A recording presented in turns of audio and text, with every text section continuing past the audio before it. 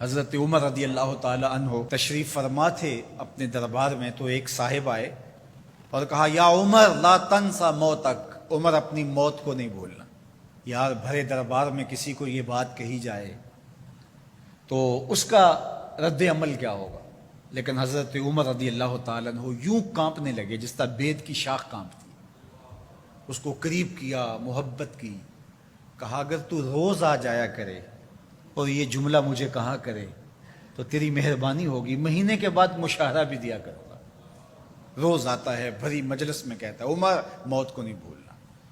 ایک دن وہ آیا، آپ نے اسے بلایا، محبت کی اور اس کو مشاہرہ دیا اور الوداع کہنا چاہا تو اس نے کہا کہ میرے سے کوئی گستاخی ہو گئی؟ کہا نہیں، کوئی ایسی بات نہیں۔ کوئی اور شخص آنے لگا؟ فرمایا نہیں۔ تذکیر موت کی ضرورت نہیں رہی؟ فرمایا نہیں، ایسی بھی کوئی بات نہیں۔ تو پھر مجھے چھٹی کیوں دی جا رہی ہے؟ تو حضرت عمر رضی اللہ تعالیٰ عنہ رو پڑے، داڑھی پہ ہاتھ رکھا، ایک بال الگ کیا، کہا یہ دیکھ میری داڑھی میں سفید بال آ گیا، اب تیرے آنے کی ضرورت نہیں ہے، یہ بال ہی مجھے موت یاد کرواتا رہے۔ ہماری تو پوری داڑھی بھی سفید ہو جائے نا۔ میاں صاحب بولے ہڈیاں کمبن گوڈے کھڑکن تے اڑ گیا لک تیرا، ہڈیاں کمبن گوڈے کھڑکن تے اڑ گیا لک تیرا، اجے بھی بدیوں باز نہ آئوں جیو مرد دلیرا، فما اصبرہم علی النار۔ اللہ قرآن مجید میں فرماتا ہے لوگوں کا آگ پر کتنا حوصلہ ہے، کتنی ڈٹائی سے، دلیری سے کہہ دیتے ہیں یہ جہاں مٹھا اگلا کس نے ڈٹھا۔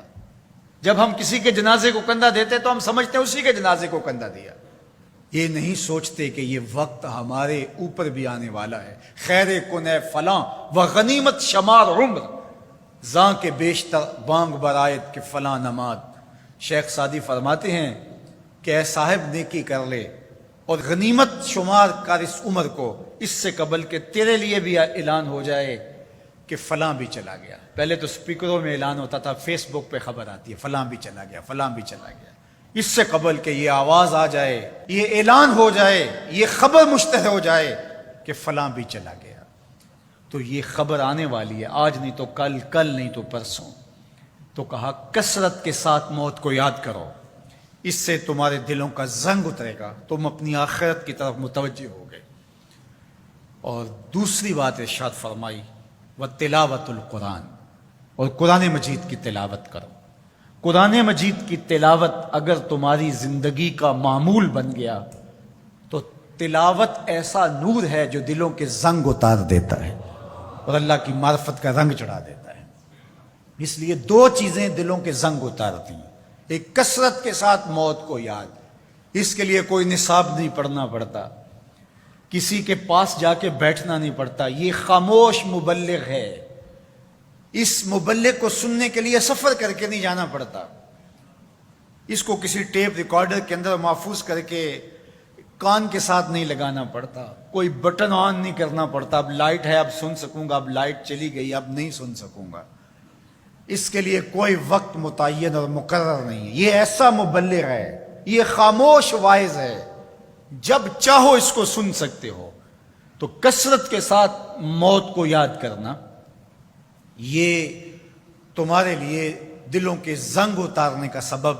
اور دوسری چیز ارشاد فرمائی وَتِلَاوَةُ القرآن، اور قرآن مجید کی تلاوت۔ جب قرآن مجید کی تلاوت معمول زندگی بن جاتی ہے تو دلوں کے زنگ قرآن مجید اتارتا ہے۔ اس سے بہتر دلوں کو پاک کرنے والی اور چیز ہو کیا سکتی ہے؟ اللہ کا کلام ہمارے پاس موجود ہے۔ اس وقت کسی امت کے پاس، کسی قوم کے پاس منزل من اللہ کتاب اصلی صورت کے اندر موجود نہیں ہے۔ تحریف راپ آ گئی، لوگوں نے کتابوں کے اندر اپنی خواہشات کو شامل کر دیا، مشکل چیزیں نکال دی، ان کے اندر بہت گڑبڑ کر دی، لیکن قرآن مجید کسی زیر اور زبر کے تغیر کے بغیر صدیوں قبل جو سینہ محمد صلی اللہ علیہ وسلم پہ نازل ہوئی تھی آج بھی اسی طرح موجود ہے۔ ایک زیر اور زبر کا فرق بھی نہیں ہے۔ یہ ایک یقین ہمارے ساتھ جڑا ہوا ہوتا ہے کہ یہ ہمارے رب کا کلام ہے، یہ ہمارے محبوب کریم کے سینہ انور پہ اترا تھا، یہ اس کتاب کا اعزاز ہے۔ تو کہا کہ اس کتاب کی کثرت کے ساتھ تلاوت کرو، تمہارے دلوں کا زنگ اتر جائے گا اور اللہ تعالیٰ جل شانہ کی معرفت کا رنگ تمہیں نصیب ہوگا۔